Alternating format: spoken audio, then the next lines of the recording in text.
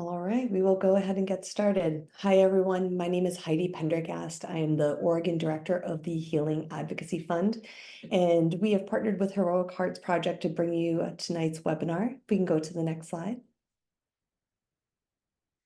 The Healing Advocacy Fund is a 501c3 nonprofit organization based out of Oregon and Colorado now, and our mission is to protect and expand affordable state-regulated access to psychedelic healing for anyone who stands to benefit from it.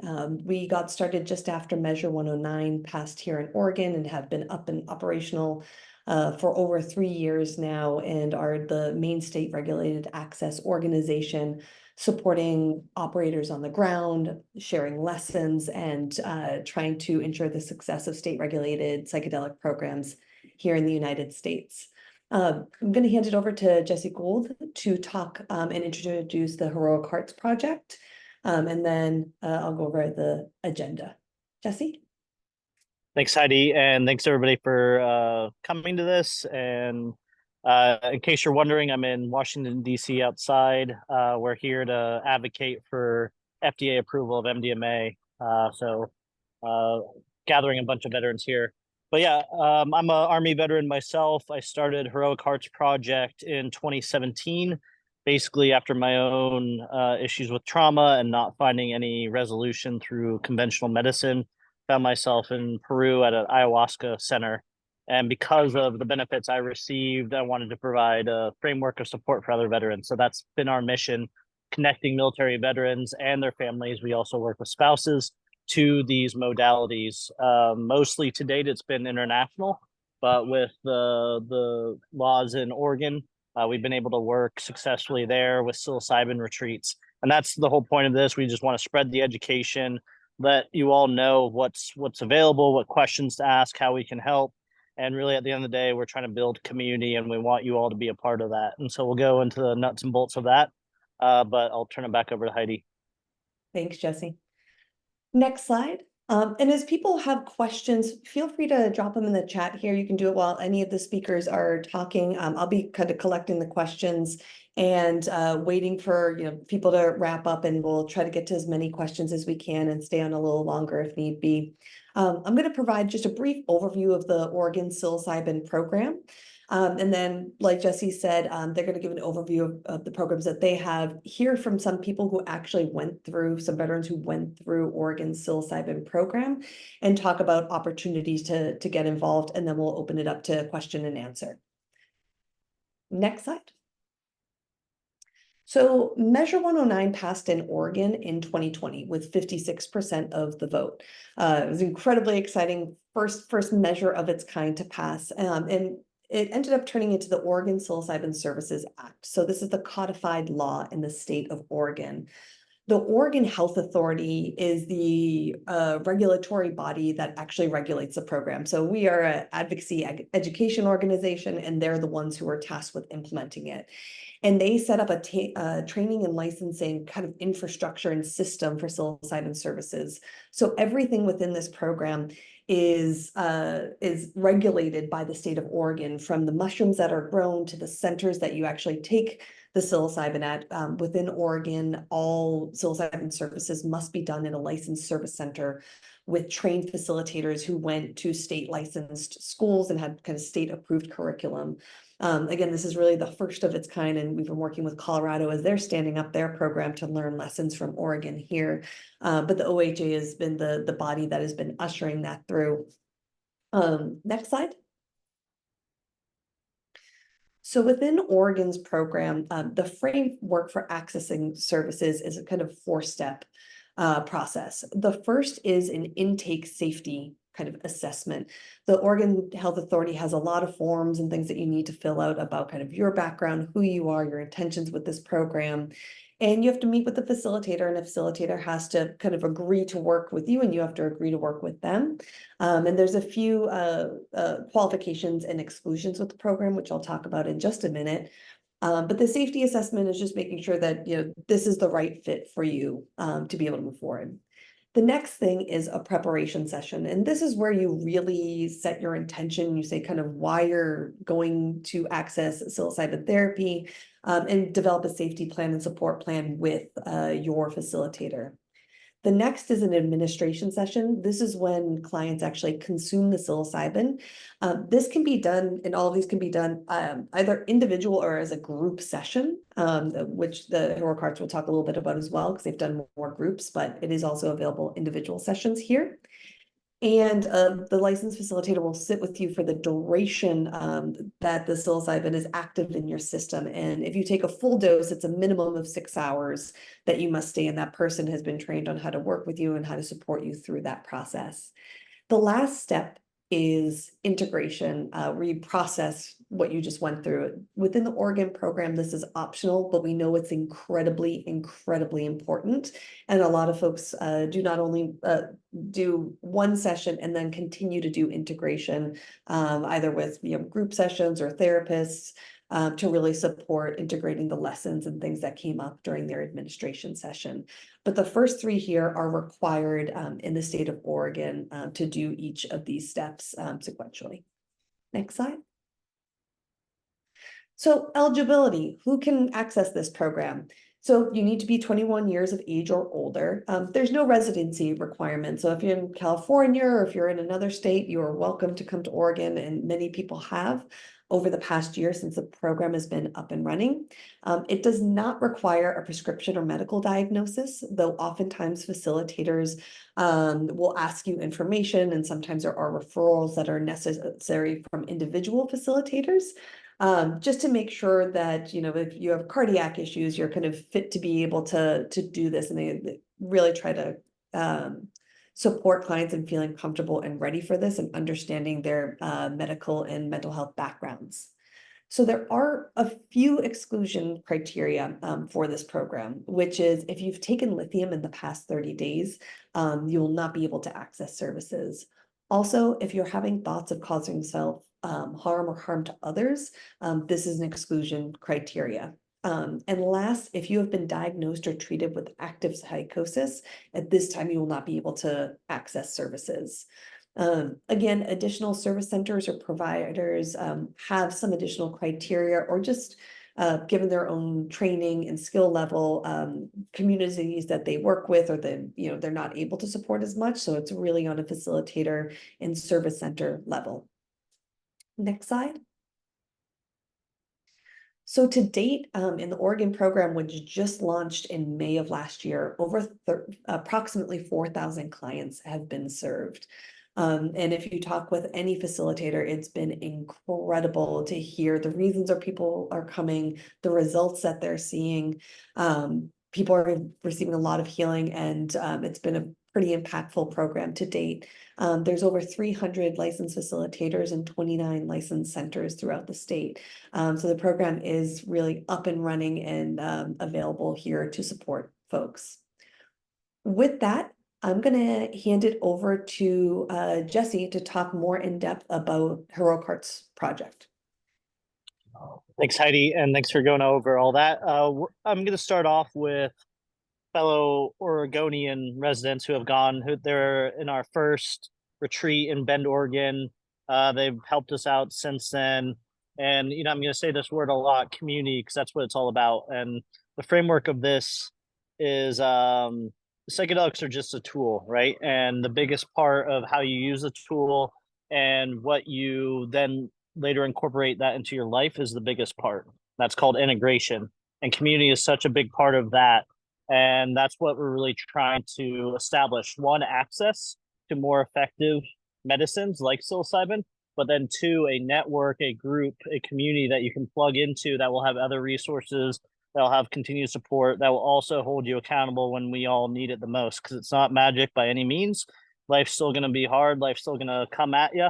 But I do promise that for a big portion of people that go through this, if they give it with the right intention and effort, you can get quite a lot out of it in many different facets. So first, I'll turn it over to Tommy to introduce himself and share sort of his experience.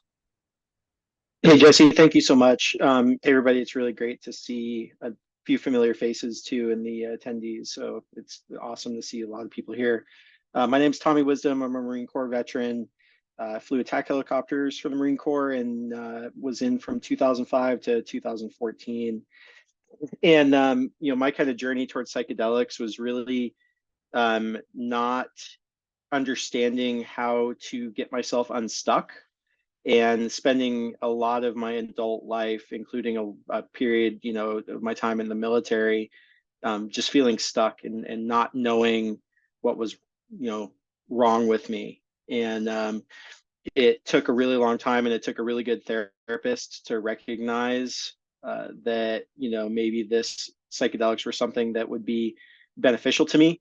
And at first I was pretty resistant because I was, not and never have been any sort of recreational drug user. And I had a lot of ideas around, growing up as a dare kid in school of what, psychedelics were. And as I started doing the research and reading the papers and talking to people, realizing that there was a lot more here than what I think I had been taught as a, elementary school kid or a middle school kid. And was lucky enough to be connected with Jesse and Heroic Hearts and participate in that retreat last November here in Bend, Oregon. So I'm in Bend, and it's been pretty transformational for me. But as Jesse said, it's just been a tool. It hasn't been this one and done thing, and it hasn't been this thing that you go in and you have this experience. And for me, I still am getting integrative aspects of my experiences even today, and really still continuing on that healing process and allowing that inner healer of myself to come forward to work on things. And sometimes it's up and sometimes it's down, but generally the trajectory is very up for me, and psychedelics have been really key to unlocking a lot of the tools that I needed in order to heal myself, because talk therapy wasn't doing it, EMDR wasn't doing it, medications just made it worse. And it was just this feeling of like, how do I go through the rest of my life if this is what life is? And being able to have that broadening of my view around what is possible because of psychedelics, and what is possible with me as a human, is something that I really credit to the insights that working with psychedelics and psilocybin has given me. So really excited to be here. A lot of this is my life's work to kind of come out and talk about this. So I appreciate everyone who's attending tonight, and I appreciate the opportunity to speak to you. Thanks, Tommy. And I'll also mention on Tommy, he's gone through our program, has gone through his own healing, and then also has become a trained facilitator in Oregon. So that helps us help future groups. And that's really one of our models is veterans who have found healing and have enough time to integrate their own experience. There's pathways for them to continue serving their fellow veterans, which has been pretty magical. And so we're happy to have Tommy help us on that journey. Yeah. Thank you, Jesse. It's really been a rediscovery of purpose that I think I lost when I left the military, and that rediscovery of something that I find very purposeful, and I find that it's very fulfilling, and being able to facilitate has been really important to me about that as well. And so now I'll turn it over to Lauren, who's also in our first retreat. And Lauren's also been very helpful at continuing on the community post the retreats, and even groups that have come after her group, of bringing them in, even in times of trouble that can come up. And so Lauren, I'd love for you to share your story. Hi, everyone. My name is Lauren Grigsby. I was in the Marine Corps from 2002 until 2007. I was a logistics officer, served 2 tours in Iraq. When I got out of the military, I really just left it behind. I think I was just at this place that I needed to compartmentalize it to move on. And I ended up moving to Oregon in 2011. I was a stay-at-home mom for a little while. I ran my own business. It was not until I had a friend who was a fellow Marine that was sick from environmental exposure that I got back into the veteran advocacy space. And that was in 2018. By 2022, I started doing advocacy more locally, and joined at that time the Central Oregon Veterans Ranch. And I have become one of the main advocates in our community for that works with veterans in suicide prevention, intervention situations, de-escalations, cultural competency training, and post-vention work. I am an end-of-life doula, and although I have sat with people in death, I've also spent a lot of time in suicide bereavement. And being part of all of that space really brought me in contact with Heroic Hearts Project, because I was sending actually Gold Star widows I knew in the direction of Heroic Hearts for a specialized program they had. And I remember at that time not even thinking that I would be seeking this service for myself. As Tommy said, I was a DARE kid, and I didn't need a waiver to go into the military for any drugs. I didn't think of needing that. I was a very analytical processor. I had my own military sexual trauma. I had my own wartime traumas, and I used cognitive processing therapy through the VA to go through that in a very robustly analytical way. And that was a 2-year process for me. When Amanda Gao from Bendable Therapy came to me last year and told me that they wanted to really focus on veterans and veterans healing as they opened up more into this psychedelic space and that licensed facilitating, I started connecting her to veterans in our community. And actually one of the veterans I work with ended up being the first one in the state of Oregon to do an individual session. So that led into these conversations where we started this first cohort. And I think I almost didn't go on the retreat because, again, I was thinking I've done a lot of healing work and other people need the opportunity to do this. And once I went on the retreat and made myself one of those people on the pilot program, I was not, I set integration intentions like reconnecting my feelings to sensations within my body, because I had just become so stoic about so many things. I grieved a lot through my psilocybin experience and ceremonies.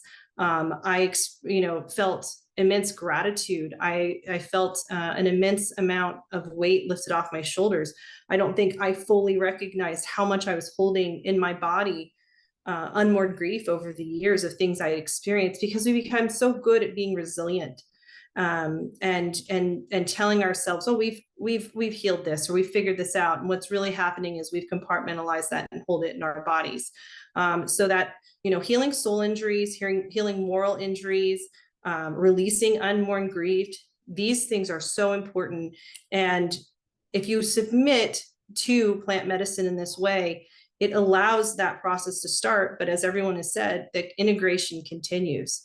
So I feel very fortunate to still be working in this space, still be, continuing to advocate alongside Tommy and Jesse and Zack, and see other veteran cohorts come through. And we have developed quite a great community here in Central Oregon, where we support each other as we continue our integration. Thanks, Lauren. And Heidi, can we put up the slides? So yeah, I mean, I don't need to go too much in depth, and my story brought me to this work. I was in the Army Ranger, multiple deployments to Afghanistan, and overall my career was pretty straightforward. When I got out, I thought I was going to hit the ground running. I already had a background in finance, and like a lot of us, like, how PTSD is for somebody else. I'm good. I know there's some things wrong, but I'll work it out, right? And high performer, so I could justify that to myself for a while, until I couldn't, until my vices, my issues really started becoming preventative. And like many others, I tried conventional means of help, and it maybe helped here or there, but just wasn't enough. I couldn't get out of this dark cloud that seemed to always just hold me down. And I took a leap of faith. I had the same sort of thing. How the hell are psychedelics going to help me? I already had my vice with alcohol, and I didn't want to introduce another substance, but there really was nothing else that I could find. So took the leap of faith, and to my surprise, it was challenging, but it worked. And was the origin of Heroic Hearts, to not only share this, but also provide the framework of support that I didn't have, just to make sure, one, that people are going, it's the right fit for them, but two, that every step of the way that you feel safe, secure, and prepared for these experiences. And since since our starting, we've served over 1,000 veterans through these treatments, and over 500 spouses in terms of coaching and retreats as well. Most of that has been overseas. That's how we've been able to operate, working in countries where this is legal. But fortunately, with the Measure 109 passing in Oregon, and next year similar measure in Colorado, these are the first in the US legal psychedelic retreats that we're able to offer, which is amazing because one, now you don't have to go to Peru, Mexico, but two, really allows us to build the systems on the ground, this community thing that I'm going to keep talking about that we've lost, I think, so much as society, especially in the age of the internet, the age of social media, where we might have 1,000 friends, but none that are very close. We need each other. We need to link up in person. We need to have others hold us accountable.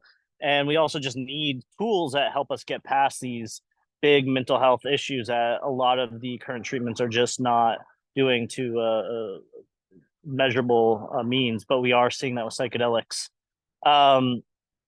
Next slide. And I misspelled domestic on there, if you see. So yeah, Heroic Heart's mission is to connect veterans to these treatments and provide a whole framework of support, as well as build community to the veterans and their families. Our secondary initiatives are research, so we tend to track the results. And across the board, we've seen statistically significant improvements in PTSD measurements, depression, anxiety, quality of life. So the science is backing up what we're seeing time and time again. I promise you, I would not be doing this work. I would not be spending my time on this unless I thought and absolutely believe that it was truly impactful to the lives that we're working with. And then advocacy. So what Tommy and Lauren mentioned, we've been helping putting veteran voices in front of this. And, you know, speaking from veteran, we need more tools. Even if psychedelics are not your thing, we absolutely need more tools. That's the bottom line. That's why I'm here in DC. And the veteran voice has made this pretty bipartisan, which is cool to see in such a divided time. Next slide, please. So the Oregon Community Project. So as Heidi mentioned, there's many different ways that you're going to have access, and especially the Oregon residents or people that are able to fly in. And so you can go for, you know, one-day experience. With our program, we tend to do multi-day experiences. This was what we did overseas, and it's proven to be effective. And that we really recommend it, especially for veterans, because it will help you connect back to a group, a community that will support you. Also, so essentially, to give you the rough framework, and this is a big question we get, like, why don't I just go for one day and then go back home? These are pretty big, impactful experiences. So the more space you give yourself and the more of a container that you're isolated from your normal day-to-day, the more effective it will likely be, because then you're not distracted by family, you're not distracted by work, your phone. It gives you really this safe space to heal and heal in the presence of others that are also healing. So you have that group support that we all know. And even if you sort of rejected the military, I promise a lot of you, once the moment you get back, you're going to miss some of the things. You're going to miss the humor. You're going to miss the people getting you on a deeper level that you may have not felt for quite a while. And then going through these oftentimes challenging experiences together, it will form these bonds. We have groups from years ago that are still chatting with each other. And so that's why even in Oregon, so for instance, Tommy and Lauren, they're from Bend, but we isolated them for 4 to 5 days, had them go through multiple ceremonies during the course of that. And then in between, they just had time to relax. They had time to talk with each other. A lot of this is guided, and a lot of this helps getting the stuff out. And they were just there to focus on themselves. No cell phone, no social media, nothing else. And so, you know, I'm still an advocate of going to a retreat center and getting the session. But if you do have the liberty and you do have the ability, I highly recommend going to sort of a retreat style model that we can provide in places like Oregon. And so that's really what we're trying to do. We're not trying to tell anybody how to do it, but we're trying to put the necessary resources and our experience into places like Oregon where we can, to build these communities, essentially planting the seeds and then allowing the communities to evolve and grow how they can. And people like Lauren and Tommy have been wonderful at that. Of we can provide some of the attention, resources, and guidelines, but they've been phenomenal at, hey guys, let's meet up for coffee, or let's have this chat, or let's go into this.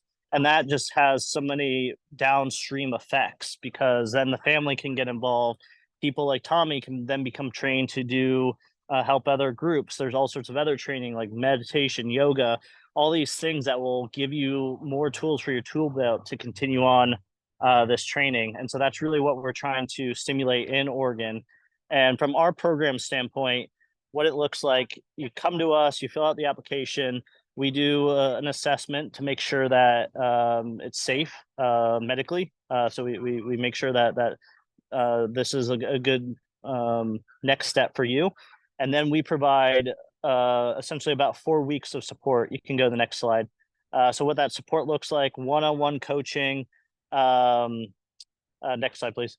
One-on-one coaching, group coaching, and then diet and all sorts of guidelines to make sure that by the time you get to this retreat, you're ready, your mind's there, you know how to process it. Because I'm sure a lot of you have never done psychedelics or have just done it recreationally, and it can be an intimidating experience. So we want to make sure you're gonna have a little hesitation, but you're gonna be ready for it. So all of our coaches are vets or spouses that have gone through their own healing and then certification to become coaches. And we try to link them up with people that have similar experiences as much as possible. You go through the treatment, like I said, 4 to 5 days, where we have some great places in nature that you can really just relax and focus on yourself for that time. And we have multiple ceremonies. And then after this experience, more often than not, people have pretty profound insights, pretty profound releases of trauma they've been holding. And so after that is called integration phase, where you link up with your coach again, you have more sessions, they help you process it, and more group sessions as well as access to other resources like the Veteran Ranch, like local practitioners, local equine therapy. We're all about trying to connect the dots here so that the moment you're open and you want to help yourself, you have ample resources to do so. And the integration really is, you can learn all these things about yourself, but if you don't change the routines in your life, then not that much is going to change. But that's where psychedelics can help. It can show you what you should change, and it can also give you that motivation and that reset to actually make that happen. And that's actually shown on a scientific level of how it affects the brain. A lot of people use the analogy of, you're riding a bike in a muddy road, you get stuck in this rut and you can't really move left or right of that. This kind of smooths that out. So now you can choose a more positive path. And the way the brain works is the more you keep choosing that positive path, the more that's going to be your habit. And then that's going to lead you to exponential growth and healing down the line.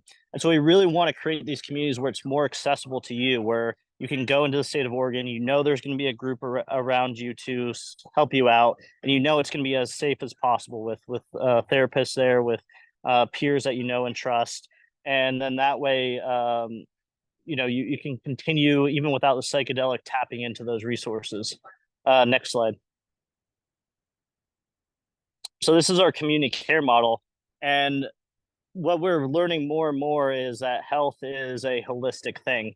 And that's kind of one of the problems with current mental health is we just treat it, hey, you're a traumatized vet, let me just treat it as a psychological issue. Or you have these gut issues, let me just treat that as a physical issue. But as a matter of fact, and Zack can speak to some of this, it's all related, right? If you eat healthier, you're going to feel more motivated, have more energy. If you have head trauma, that can cause chronic pain. It can cause all sorts of other issues. A lot of veterans, myself included, have traumatic brain injury from our time in the military, which augments the trauma that we have. And then it's this whole system and there's inflammation. Psychedelics are shown to help on many different stages of that. But you also have to incorporate those different things in your life. And that's where we're going to invest more time and resources to help train you into those things so that on a mental, physical, spiritual level, that there's going to be tools for you to help improve your life. And all of those things are important. You need to eat healthy. You need to have a positive mental health practice. And that's why this is not mutually exclusive with other mental health. If you've done cognitive behavioral therapy or TMS or EMDR, all these things can work in conjunction with psychedelics. It's not one or the other. And the more tools that you have, the more the easier it's going to be to get to sort of that more steady state level where every day is not a challenge or a chore. And so that's what we're trying to really build. For those of you who are familiar, it's almost sort of like a AA, Alcoholics Anonymous model, where just they provided this outline blueprint of what they found effective to get off of alcohol or other addictive substances, and then they just released that, and it spread like wildfire and provided a lot of support for a lot of different people. You know, ours is going to be a little bit different, but that's sort of the model we're going for, of just provide a blueprint and allow the communities to really tweak it how they think is best and most authentic to them. Slide, please.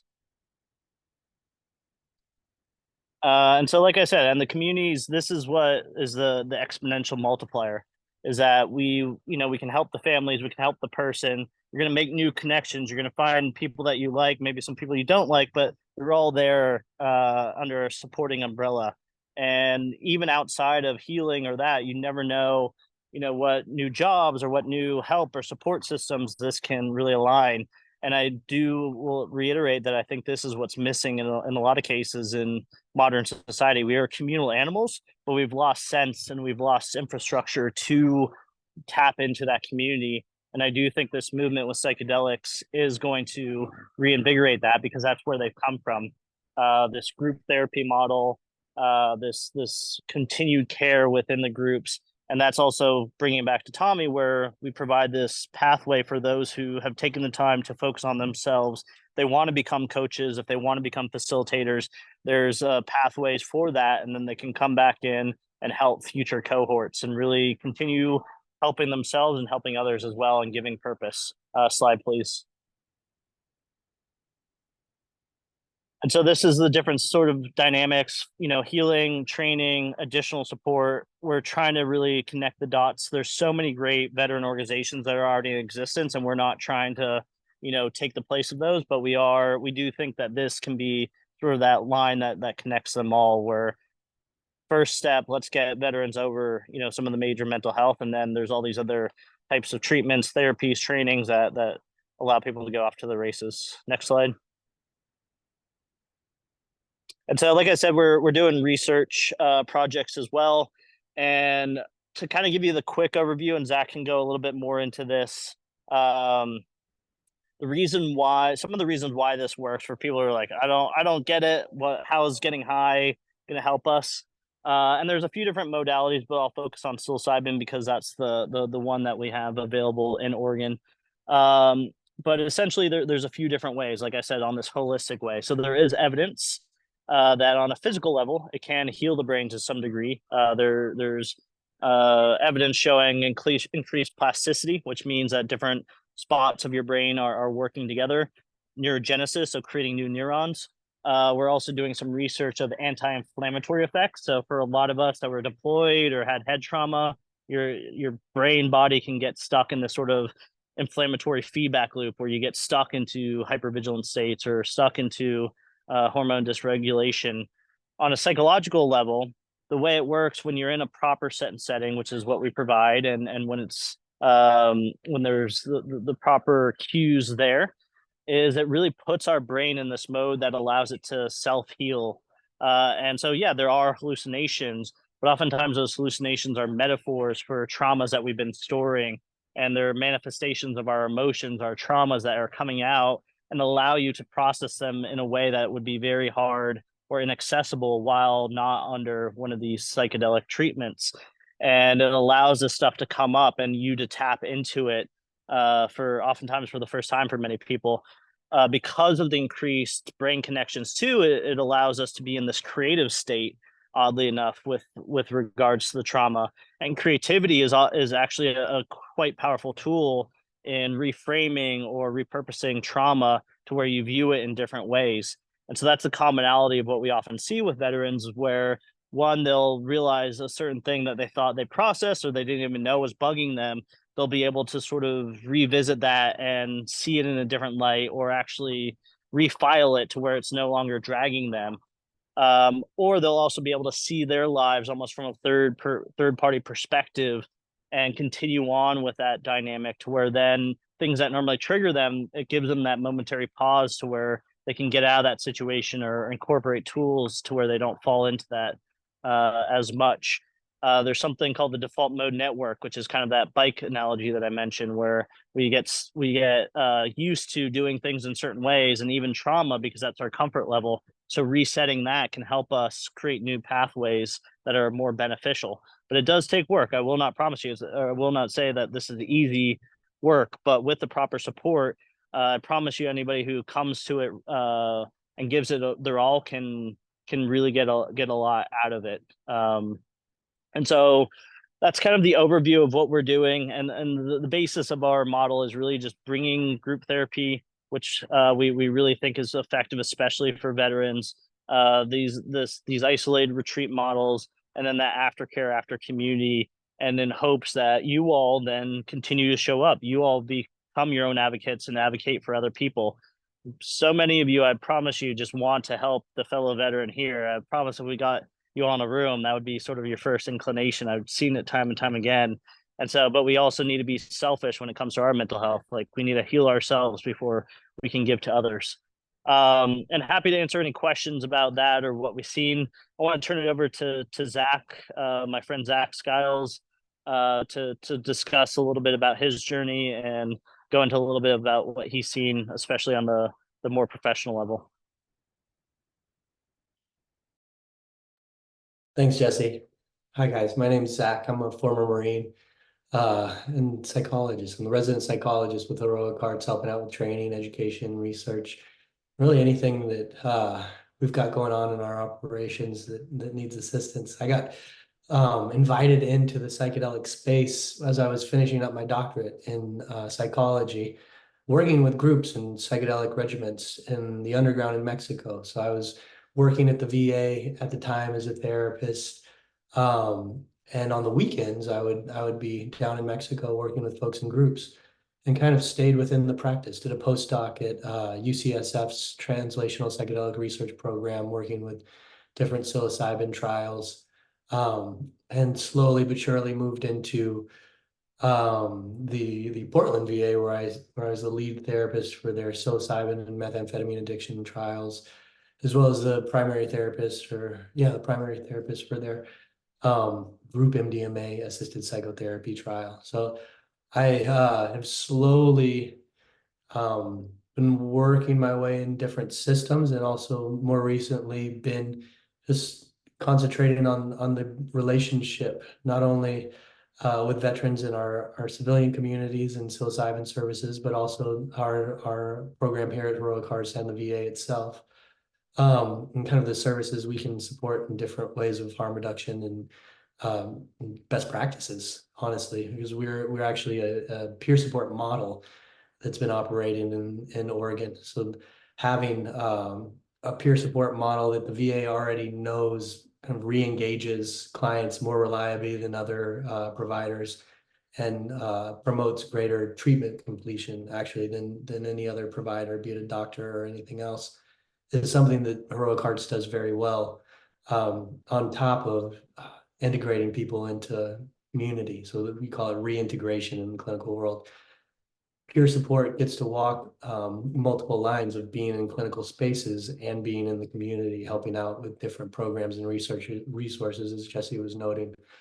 And there's also a strength to the veteran community that is unique to collectivistic groups, that our practices are older, being that the military is one of the oldest professions in the world. We operate within a traditional means, as such as many psilocybin services will be conducted in groups when honoring people's kind of rebirth experiences and healing and recovery, much like a promotional ceremony. We acknowledge that you are different, that you have come through a transformation, and will hold you as such in these days to come.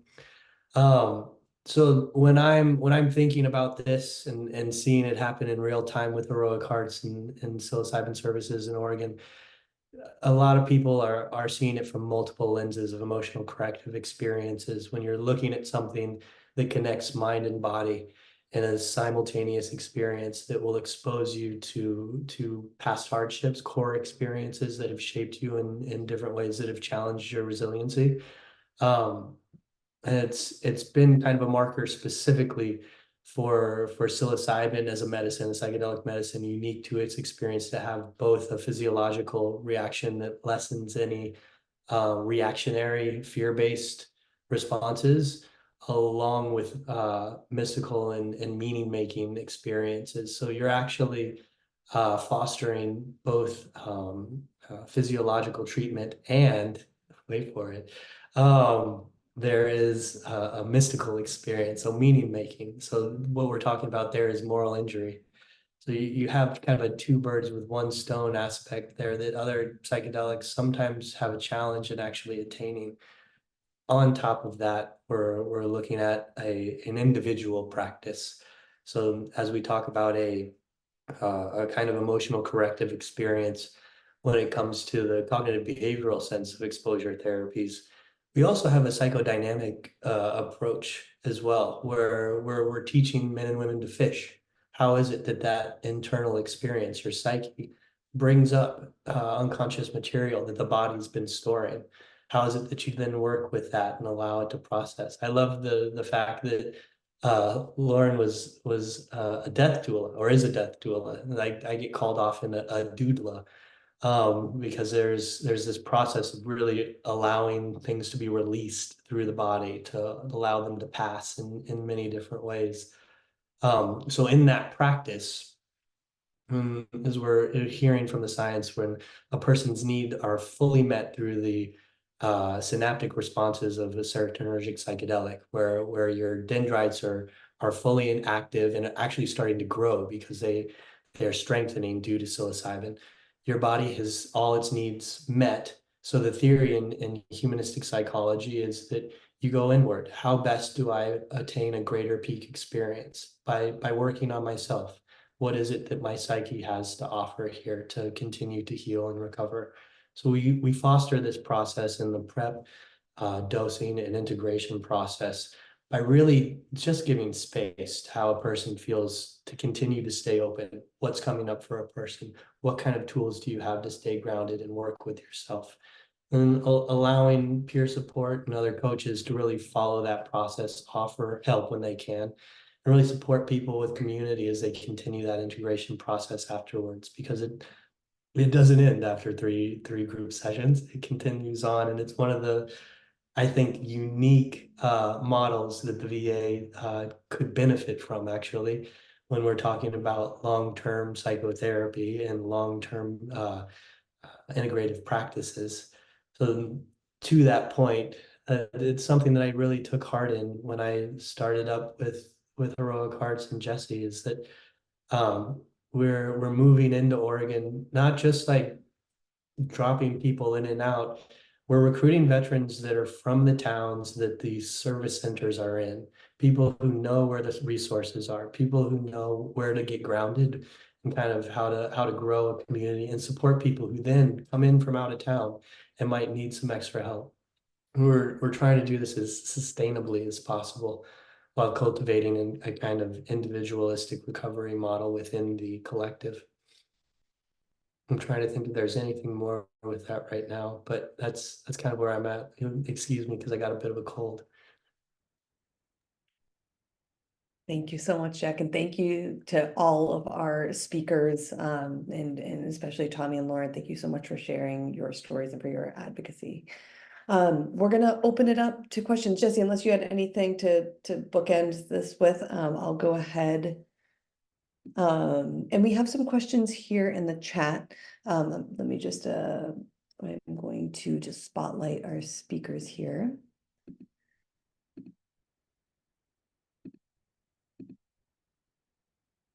All right, great. So one of the questions is, assuming change in federal scheduling, do y'all plan to eventually contract through TriWest so that VA providers can refer to you directly? That's something that Jesse and I have been slowly working on, is a community care model. And I don't want to speak for the VA in any means. We're going at their speed of trust. But the idea is to be a part of the Mission Act at first, if that's where we start. And a lot of the times that's starting with the Office of Rural Veterans. Sorry, the Office of Rural Health. And so the idea to first contract with the VA and offer any services that are needed for veterans that have moved into clinical trials with VAs right now and are needing further integration, or folks who have gone through any other program or are living in rural places where there are medicine men and medicine women. For example, I was an intern at the Northern Arizona VA and the Prescott VA healthcare system, and I was servicing 15 different tribal lands. So the majority of my clinical work at a PCT clinic was actually taking in people who needed integration because they had just seen a medicine man or medicine woman in their tribe. Yeah, I'll go into that as well. Yeah, our goal is to give you all as many tools as possible, and hopefully we get more government funding of that. It's going to take some time. I think MDMA, if the FDA makes the right decision in August, will be the first one on the docket. Psilocybin will take at least a few years on a federal standpoint from what we're seeing right now. And so that is a big solution. If the government, the VA will support and fund MDMA, great. But we also want to create infrastructure to where it becomes affordable on the community basis. So nobody here is dependent on the whims of the VA, or if they get approved for it, that you can actually access it yourself and get there. And so that's really our goal of having a few different parallel systems to make sure that everybody gets the treatment that they deserve. I think we've all been in the situation with the VA where it can be like the most complicated math problem, just getting to what doctor, what prescription, or what have you. And so we don't want people to have to go through all that just to get effective treatment. So on the outside, we're putting pressure, but we're also providing access where we can. Thanks for that. I had a direct message sent asking about who can access this. So is this program only for veterans, or does it include patients who are active duty, military, first responders, current police officers? Share a little bit about who can access this here. Yeah, for now, and our international program has been limited to combat-related trauma, military sexual trauma of veterans. But our domestic programs in Oregon and Colorado, we have a much wider. So any veteran in Oregon, it's definitely open to. We're also opening up to veterans that are out of state.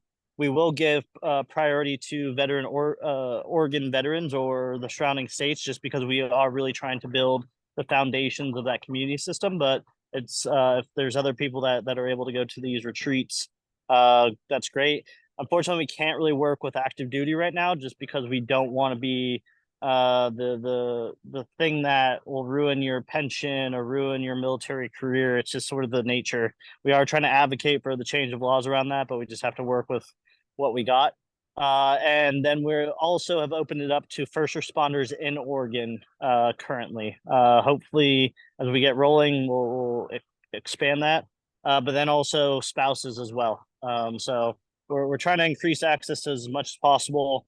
The more people are able to fly into Oregon and cover the cost of their flights, that helps us out a lot. But yeah, we're doing our best to support as many that are in the veteran or first responder community as possible. That's great. Another question from the chat. Are you partnering with multiple service centers? If so, do you have any criteria you can share on what you're looking for in partner centers and suggestions for those centers? How the centers could be more aligned with the needs and the mission of Heroic Hearts? Yeah, it's all we're not trying to just advocate for one center or another, right? We're trying to be independent, but also work collaboratively with all the centers that we feel want to work with veterans and are aligned in our view. So we have vetted and we have moved forward with different centers. And I know there's many more that we would be aligned with. It's just all a question of funding, right? If we had all the funding in the world, we would have multiple programs going simultaneously. I'd say, yeah, the biggest thing we're looking for is just capacity. We like to do group sizes of around 10 to 12, and sharing ceremony together. And depending on where the veteran populations are in the state. And it's just sort of the normal work in the space, form the relationship, see if we're aligned. in terms of we want to work together on both sides, and that the center that we are talking to has comfort of working with veterans and first responders. So that we, if you're representing a center, happy to have that conversation with you. But just know a lot of it is kind of funding dependent in terms of that. So it's not a if we can't do it right now, it's not a knock. But I do think one of the things we're really trying to inject more funding into the state, which I think will lift all boats and help us work with more centers going forward. Thanks for that. And we have a question here about confidentiality. And so I'm assuming that this is with regards to the service centers. So the Oregon Health Authority and facilitators are governed by pretty strict rules around confidentiality. Because this is not a medical program in Oregon, it is not HIPAA protected. So I just want to throw that caveat out there, but the Oregon Health Authority has a lot of information and there is a lot of protections put in place around protecting client information and client data. I don't know if heroic hearts, you all also collect additional information data. I don't know if you want to speak to that. Yeah, we even though we're not obligated to, we operate in essentially as much of a HIPAA compliant dynamic as possible. So all the medical records are secure and all that information, and we can, if I know there's some fears about security clearance or job clearance, we do our best to make sure that that's all protected and work with you. That won't become a problem. So yeah, we make sure our systems are secure. Your information goes into Salesforce, which we have a lot of encryption around, and so we definitely work to the level of the HIPAA compliant. I'd say that's for operations and for research as well, because we're de-identifying any collection of data too. Just when thinking about any aspect of who we're working with. And I would add that for funneling people locally into the program, a lot of times, in a peer support realm or intervention realm, we know a lot of veterans and first responders in the local community and know their stories individually. So those are one-on-one conversations. And then we are telling them it is your choice whether or not you choose this. No one is ever being pressured into choosing plant medicine. In fact, part of that culture is they must feel inclined to do it on their own without any pressure. So it's like, if this is something, that works with you, here's this program, and it's up to them to, go on Heroic Hearts and to apply and to do that work. Yeah. Thanks for that. We have a few more questions in the chat here. What is the average cost for each participant through Heroic Hearts? And I can speak to Oregon more broadly. But is there an average cost for you all if a person decides that they want to pursue this and applies? What does that look like? Yeah, so for us, and we're a nonprofit, so all the money that we get in as donations, it's going to subsidize your guys' healing. So if you want to go to, like I said, this retreat style model, I know it can be financially restrictive, and so we're trying to limit that barrier. For us, it generally costs anywhere between $5,000 and $6,000 per patient, or per client that we go through. We just ask that people are able to pay in a $500 essentially hold your spot fee. And the reason for this is, one, it's sort of an investment in your own healing, a skin in the game. Two, it helps us then help future cohorts. You can look at it as, if you don't think you're worth the $500 investment, you're helping future veterans. And I promise you, you are worth the $500 investment. But it holds your seat, and then it helps us serve more. But we do work on a sliding scale. So if you're able to contribute more, if you're out of state and able to cover your plane ticket, that all helps us.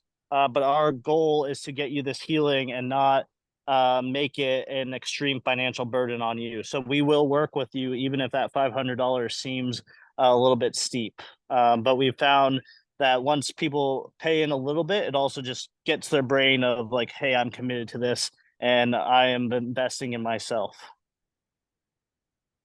Excellent. And in Oregon, individual sessions, which are the really bare bones compared to what you get through Heroic Hearts, those start around $1,200 per person. It's about 8 to 10 hours minimum commitment from a facilitator to walk you through those 4 steps that I went through earlier. But Heroic Hearts obviously goes above and beyond, both with preparation and integration. And then group sessions can start in the 600 to 800, but usually around the 1,000 rate for just the one time and one preparation and one integration session. All right, another question here.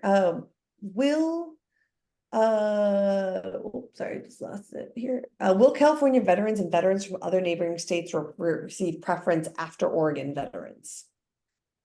Yeah, I mean, ideally, the surrounding states just make it easier in terms of logistics and travel.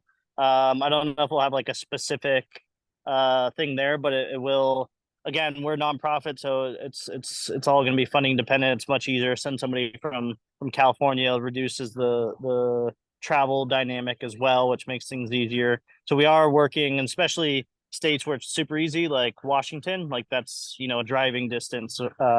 Or even California. So yeah, we take all that with also the consideration of we're just trying to help as many people as possible.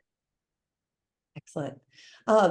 A question here about for veterans who have gone through and feel called to do this work as a facilitator, is there a specific OHA licensed facilitator training program that you'd recommend to help kind of develop like vet specific or is there a goal to develop a vet specific licensed training program in-house at Heroic Hearts?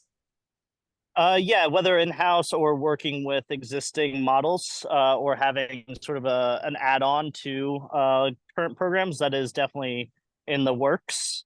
So we're definitely working that. There's a few. I know I forget the nonprofit name, but there is one nonprofit that works with cognitive clinical that helps support scholarships to that. But there's a few. Heidi, you might be able to point them in the direction of the different trainings that are out there. But yeah, we are working to make it more, at least like an add-on that's veteran specific. And we can share the link to the OHA that lists out all the service centers and training programs and things like that. I got a direct chat of our Oregon Service Centers ADA compliant. I'm running through my head. I believe so. I believe all of them are required to be, but I can also double check that in the rules and let participants know. In the past, if they haven't been, they very quickly change those needs. Good to hear. Well, we are at the hour, and if there's no more questions, happy to stay on for a couple of minutes if there's anything else. I should have known doing a webinar with veterans, everyone would be incredibly prompt and succinct. Oh, thank you for that in the chat. Clinical Cognitive works with Uphold Our Troops on scholarships for facilitator training in Portland. Thank you for that, Amy. Thank you to all the participants. Thank you so much, Jesse, Zach, Tommy, Lauren, for all your incredible work. We will be sending out a recording of this to everyone, and we'll be posting on Heroic Hearts and the Healing Advocacy Fund social accounts. And thank you to all the participants for joining us tonight. Take care, everyone. Thanks, everybody. Thanks, Appreciate it. Thank you.